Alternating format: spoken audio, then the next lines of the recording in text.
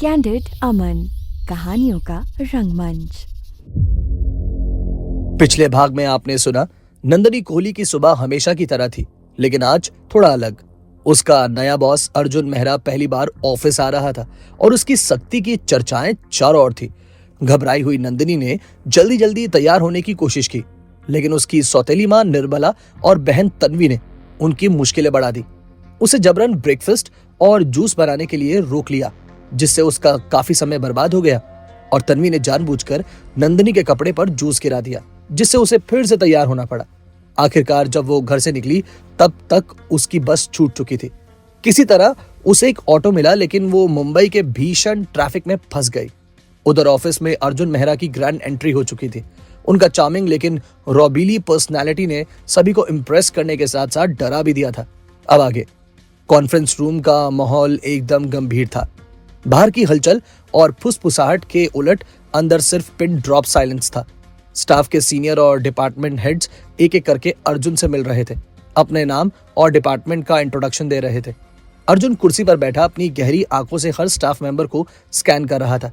उसकी body language में perfection और अथॉरिटी झलक रही थी। एक हाथ डेस्क पर और दूसरा अपनी महंगी घड़ी के ऊपर था। उसके चेहरे पर ना कोई मुस्कान, ना कोई ज्यादा सख्ती, बस एक शांत लेकिन इम्प्रेसिव एक्सप्रेशंस। जैसे ही पहला स्टाफ मेंबर इंट्रोडक्शन देकर बाहर निकला, बाहर बैठे लोग उस पर टूट पड़े। क्या कहा बॉस ने? कैसे है वो? कहीं बहुत ज्यादा स्ट्रिक्ट तो नहीं है ना यार? पहले स्टाफ मेंबर ने एक लंबी सांस लेते हुए कहा, यार वो बस घूरते हैं और बिना किसी एक्स्ट्रा अटेंशन के और चीजों के एक्सप्रेशन के साथ बोलते हैं। Okay, next. मतलब? पहले स्टाफ ने जवाब दिया, मतलब ना ज्यादा बात करते हैं और ना ही खास एक्सप्रेशन देते हैं, बस तुम्हें ऑब्जर्व करते हैं और आगे बढ़ जाते हैं, लेकिन उनकी वाइब बहुत इंटेंस है भाई। दूसरा स्टाफ मेंबर जब बाहर निकला तो उसने सिर हिलाया, यार बंदा बहुत डिसिप्लिन्ड और स्ट्रिक्ट है, मैं बता रहा हूँ। तीसरा स्टाफ मेंबर हंसते हुए बाहर आया, अरे नहीं यार, मुझे लग रहा है कि ये बॉस बहुत फॉर्मल और प्रोफेशनल है, ज्यादा बात नहीं करते, लेकिन जिस तरह वो तुम्हें घूरते हैं ना, लगता है कि भैया तुम्हारे पूरे दिमाग को स्कैन कर रहे हैं। इंट्रोडक्शन के लिए बचे स्टाफ में से एक ने कहा, मतलब रॉबीला बॉस? अभी अभी बाहर आए स्टाफ ने कहा, हाँ लेकिन एक मिस्ट्री टाइप। हाँ, सभी स्टाफ के अलग अलग ओपिनियंस थे। बाहर बैठा इंट्रोडक्शन के लिए बचा स्टाफ अलग अलग अंदाजे लगा रहा था। बॉस बहुत सख्त लगते हैं, टाइम और परफॉर्मेंस में एक सेकंड की भी देरी पसंद नहीं है इन्हें। अरे नहीं, मुझे तो प्रोफेशनल और डिसिप्लिन लगे हैं, बस हर चीज स्ट्रक्चर्ड चाहिए उनको। अर्जुन मेहरा किसी को बेवजह परेशान नहीं करेंगे, लेकिन अगर गलती हुई तो भैया समझो गए काम से। यार उनकी पर्सनालिटी ना डोमिनेटिंग है, लेकिन उनके आने से ऑफिस का माहौल अब पहले से ज्यादा फोकस्ड और प्रोडक्टिव हो जाएगा। हर कोई अपने अपने हिसाब से नए बॉस की पर्सनालिटी का विश्लेषण कर रहा था, लेकिन अभी तक कोई क्लियर नहीं था कि वो असल में कितने खतरनाक हैं या कितने फेयर हैं। उधर मुंबई की सड़कें, गाड़ियों की लंबी कतारें और हॉर्न्स का शोर, इन सब के बीच नंदिनी ऑटो में बैठी बेचैनी से अपना फोन बार बार चेक कर रही थी। 10-15 हो चुके हैं यार, उसने घबराते हुए कहा। हे भगवान, ये ट्रैफिक आज ही क्यों? वो अपने नाखूनों को घबराहट से चबाने लगी जब उसके फोन की स्क्रीन लाइट अप हुई। नंदिनी के फोन पर एक मैसेज आया। ये नंदिनी की ऑफिस कलीग का मैसेज था। रिया ने नंदिनी को मैसेज किया, तू कहाँ है यार, जल्दी आ, अब एन लेटर वाले स्टाफ का नंबर आ चुका है। रिया ने फटाफट से अगला मैसेज सेंड किया, अगर बॉस पूछेंगे तो हम क्या कहेंगे यार? ये मैसेज पढ़कर नंदिनी की आंखें चौड़ी हो गई। उसने घबराते हुए कहा, ओह शिट, अब तो अर्जुन बॉस मुझे जरूर पूछेंगे। अगर उन्होंने पूछा कि उनकी असिस्टेंट कहाँ है तो मैं क्या जवाब दूंगी? मैं फायर कर दी जाऊंगी यार, मुझे बड़ी मुश्किल से जॉब मिली थी, और अगर ये जॉब भी चली गई तो? उसके हाथ ठंडे पड़ने लगे। वो अपने बैग की स्ट्रैप को और कसकर पकड़ने लगी। उसने ऑटो वाले से कहा, भाई साहब जल्दी करिए ना प्लीज। ऑटो वाले ने गुस्से में जवाब दिया, मैडम मैं हवाई जहाज नहीं चला रहा हूँ, ट्रैफिक में अटका हूँ, अब बताओ क्या करूँ? उसका अपने सिर को सीट से टक्कर मारने का मन कर रहा था। कॉन्फ्रेंस रूम में अब हर स्टाफ का नंबर एक एक करके आ रहा था। अर्जुन हर स्टाफ के चेहरे को ठहराव से देखता जा रहा था। जब भी कोई अपना इंट्रोडक्शन खत्म करता, अर्जुन सिर्फ सिर हिला देता और हल्की सी आवाज में बोलता, नेक्स्ट। उनका ये सीधा और कट टू कट अंदाज ऑफिस में अलग ही लेवल का डिसिप्लिन दिखा रहा था। एचआर हेड ने अपनी नोटबुक खोलते हुए कहा, सर अब एन सेक्शन वाले स्टाफ मेंबर्स का नंबर है। अर्जुन ने अपनी महंगी वॉच पर नजर डाली। Okay start. बाहर मौजूद स्टाफ में हलचल मच गई। अब नंदिनी का नंबर आने वाला था, लेकिन वो तो अभी तक आई ही नहीं। अगर बॉस ने पूछ लिया तो? नंदिनी अब ऑटो में अधीर होकर इधर उधर देख रही थी। उसने एक हाथ से फोन पकड़ रखा था और बार बार फ्रस्ट्रेशन में अपनी गोद में थपकी मारे जा रही थी। अब ऑफिस पहुंचने में और कितना टाइम लगेगा यार? उसने ऑटो वाले से फिर से पूछा। सर कितना टाइम लगेगा अभी? ऑटो वाले ने मुड़कर देखा और कहा, मैडम ट्रैफिक धीरे धीरे मूव हो रहा है, 10 मिनट तो लगेंगे ही। 10 मिनट? उसका सिर घूम गया। उसने जल्दी से अपने फोन पर रिया को मैसेज किया, मैं रास्ते में हूं, प्लीज अपडेट मी, किसका नंबर चल रहा है? रिया ने तुरंत रिप्लाई किया, अभी नकुल अंदर गया है। कॉन्फ्रेंस रूम के बाहर अब माहौल और भी सीरियस हो गया था। नकुल का नंबर आ चुका था, वो अंदर गया और कुछ ही मिनटों बाद वो बाहर आ गया। बाहर आते ही सबने उसे घेर लिया। क्या हुआ? कैसा लगा नया बॉस? कुछ बोले? नकुल ने हल्का सा सांस भरा और कहा, यार कुछ ज्यादा नहीं बोले, बस नाम डिपार्टमेंट पूछा और फिर नेक्स्ट बोल दिया। स्टाफ में से किसी ने पूछा, क्या वो गुस्से में थे? नकुल ने हल्का सा सिर हिलाया। गुस्से में तो नहीं, लेकिन इंटेंस है। उनकी आंखें जैसे तो मैं स्कैन कर रही हूँ। स्टाफ के बीच हलचल मच गई। इसी बीच एचआर हेड ने अपनी लिस्ट पर नजर डाली और जोर से पुकारा, नेक्स्ट नंदिनी कोहली। सन्नाटा पसर गया। पूरे कॉन्फ्रेंस रूम के बाहर मौजूद स्टाफ एक दूसरे को देखने लगा। नंदिनी गायब थी। एचआर स्टाफ अंदर गया और अर्जुन की टेबल के सामने खड़ा होकर बोलने लगा, सर नंदिनी कोहली अभी तक यहां नहीं आई है तो हम। अर्जुन ने अपनी गहरी आवाज में उसे रोक दिया। उसकी पूरी तीखी नजरें एचआर स्टाफ पर टिक गई। Wait, is she late? उसकी आवाज में एक ठहराव था जो पूरे स्टाफ के लिए किसी डरावने साइलेंस जैसा था। ऐसा एचआर स्टाफ ने घबराते हुए सिर हिलाया। यस सर, मेरा मतलब है हाँ सर, वो अब तक नहीं आई है। अर्जुन ने घड़ी पर एक नजर डाली। 10:30 हो चुके हैं। डिसअपॉइंटिंग। उसके लहजे में ठंडापन था जिससे बाहर बैठे स्टाफ को अंदाजा हो चुका था कि अब नंदिनी के लिए मुश्किल खड़ी होने वाली है। एचआर स्टाफ आगे बढ़कर कहने ही वाला था, सर अगर आप चाहे तो। ठीक उसी समय, रुकिए। एचआर स्टाफ ने चौंक कर पीछे देखा।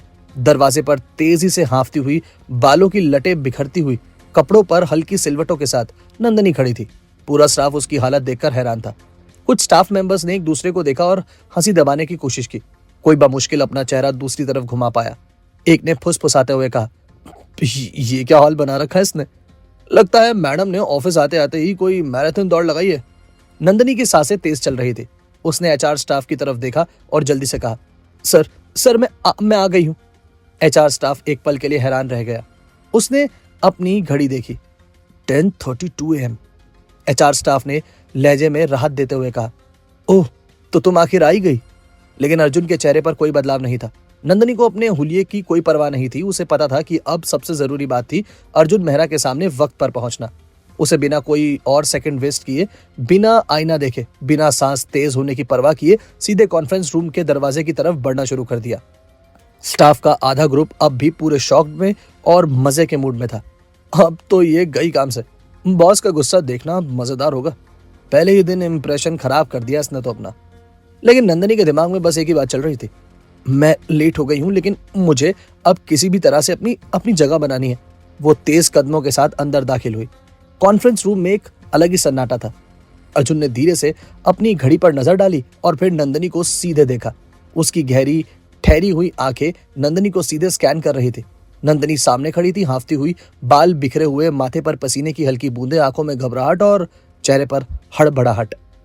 उसके कपड़ों पर हल्की सिलवटें भी थी, लेकिन उसकी सबसे बड़ी फिक्र उसका हुलिया नहीं बल्कि अर्जुन मेहरा का पहला एक्सप्रेशन था। अर्जुन ने अपनी महंगी घड़ी पर नजर डाली और फिर अपनी तीखी आंखें सीधे नंदिनी पर टिका दी। स्टाफ की पूरी भीड़ सांसें रोके हुए नंदिनी के बाहर आने का इंतजार कर रही थी। अर्जुन ने अपनी टेबल पर हाथ रखा, अपनी कुर्सी से हल्का सा झुका और अपनी गहरी आवाज में ठंडे लहजे में कहा, you are late miss Kohli. कमरे का तापमान जैसे गिर गया हो। नंदिनी के चेहरे पर एकाएक सिरहन दौड़ गई। उसने पहली बार अर्जुन को इतने करीब से देखा था। एकदम परफेक्ट लुक, शार्प जॉलाइन, गहरी ब्राउन आईज, दमकता हुआ क्लीन शेव फेस और एक डोमिनेटिंग पर्सनालिटी जो किसी की भी सांसें रोक दे। उसके लुक में एक मिस्ट्री थी और एक अथॉरिटी जिसे नजरअंदाज करना नामुमकिन था। नंदिनी एक सेकंड के लिए पल के झपकाना ही भूल गई, लेकिन अर्जुन ने उसकी गहरी नजरों में अटकते चेहरे को नोटिस किया और एकदम अचानक उसके चेहरे के सामने चुटकी बजाई। हेलो, कहा? नंदिनी एकदम से चौंक कर होश में आई। अर्जुन ने अपनी भूरी आंखों को हल्का सा सिकोड़ते हुए कहा, एक तो तुम लेट आई हो और ऊपर से तुम्हारा ये रवैया।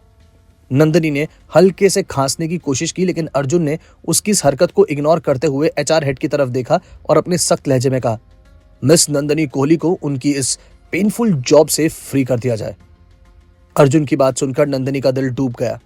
उसकी आंखों में हल्की नमी आ गई, लेकिन उसने खुद को कमजोर नहीं पड़ने दिया।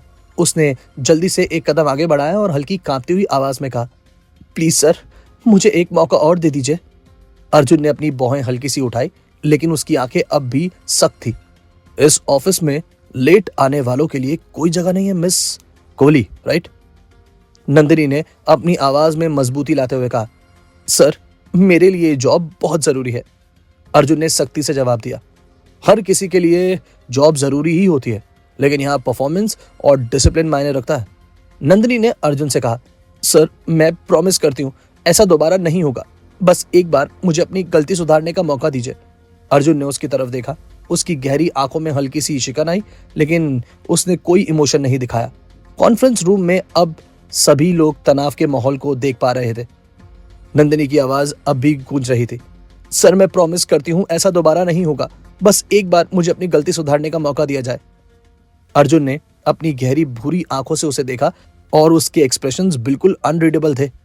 उसने धीरे से टेबल पर उंगलियां घुमाई, मानो वो इस बारे में सोच रहा हो कि उसे एक मौका देना भी चाहिए या नहीं। स्टाफ के कुछ लोग दुआ कर रहे थे कि नंदिनी बच जाए, तो कुछ अंदर हो रहे ड्रामे का पूरा मजा लेने का इंतजार कर रहे थे। अर्जुन ने अपने सूट की स्लीव ऊपर की और कहा, आपको याद है मिस कोहली, आप मेरी असिस्टेंट है, जिसका मतलब है कि आपको मेरा हर स्केड्यूल, मेरे ऑफिशियल मैटर्स और हर छोटी छोटी डिटेल्स को हैंडल करना होगा। नंदिनी ने धीरे से पूछा, मतलब? उसकी आवाज अब भी घबराई हुई थी। अर्जुन ने अपनी कुर्सी से थोड़ा आगे झुकते हुए कहा, मतलब ये कि आपको ऑफिस में मेरी परछाई की तरह रहना होगा। मुझे हर मीटिंग, हर ईमेल, हर स्केड्यूल का परफेक्ट अपडेट चाहिए। उसने सख्त आवाज में जोड़ते हुए कहा, और हाँ, मुझसे पहले आपको ऑफिस में पहुंच जाना चाहिए और मुझसे बाद में जाना चाहिए। नंदिनी ने हल्के से गहरी सांस भरी और तेजी से सिर हिलाते हुए कहा, ओके सर, मुझे आपकी हर शर्त मंजूर है, बस प्लीज मुझे एक मौका दे दीजिए। अर्जुन ने ठंडी नजरों से उसे देखा और कहा, ध्यान रहे मिस कोहली, जो आज हुआ है, अगर ये दोबारा हुआ तो उस दिन आपकी जॉब का आखिरी दिन होगा। कमरे में एक पल के लिए सन्नाटा छा गया। नंदिनी ने धीरे से सिर झुकाया। उसकी आंखें हल्की सी नम थी, लेकिन उसने खुद को संभालते हुए कहा, ओके सर, उसने धीमी आवाज में कहा। अर्जुन ने बिना कोई इमोशन दिखाए अपनी घड़ी देखी, फिर अपनी टेबल पर पड़े फोल्डर में से कुछ निकालकर देखने लगा। उसने ठंडे लहजे में कहा, अब तुम जा सकती हो। नंदिनी ने तुरंत पीछे मुड़ने की कोशिश की, लेकिन तभी उसने कहा, रुको। अर्जुन की आवाज पर नंदिनी के कदम वहीं रुक गए। उसने धीरे से पीछे मुड़कर अर्जुन की तरफ देखा। अर्जुन ने एक नजर उसके अस्त व्यस्त हुलिये पर डाली। बाल उलझे हुए थे, माथे पर पसीने की बूंदें अब भी दिख रही थी और कपड़े हल्की सिलवटों से भरे हुए थे। अर्जुन की आंखें हल्की सी सिकुड़ गई और उसने बेहद सख्त आवाज में कहा, अगली बार जब तुम मेरे सामने आओ तो प्रेजेंटेबल बनकर आना। नंदिनी ने धीरे से पूछा, मतलब? अब उसका गला थोड़ा सूख चुका था। अर्जुन ने एक हल्की आह भरी और बेहद सख्त लहजे में कहा, मतलब ये मिस कोहली कि ऐसे हुलिये में मेरे सामने मत आना। तुम्हारी हालत देखकर लग रहा है जैसे तुम किसी रेस से भाग कर आई हो। नंदिनी ने हल्के से गुलाबी होते हुए सिर झुका लिया और धीमी लेकिन मजबूती से कहा, ओके सर। उसके चेहरे पर हल्की शर्मिंदगी झलक रही थी। अर्जुन ने अपने हाथों को फोल्ड किया और बिना कोई और कमेंट किए फाइल्स को देखने लगा। नंदिनी ने धीरे धीरे अपने कदम कॉन्फ्रेंस रूम से दरवाजे की ओर बढ़ा दिए। जैसे ही वो बाहर निकली, पूरे स्टाफ के चेहरे पर अलग अलग एक्सप्रेशंस थे। क्या होगा नंदिनी के साथ आगे? क्या अर्जुन भी बनेगा नंदिनी की जिंदगी में एक नई मुसीबत, या बनेगा उसके लिए छायादार पेड़ जो बचाएगा नंदिनी को उसकी सौतेली माँ और बहन की ताप से? जानेंगे कहानी के आगे के सफर में। सुनते रहिए कैंडिड अमन।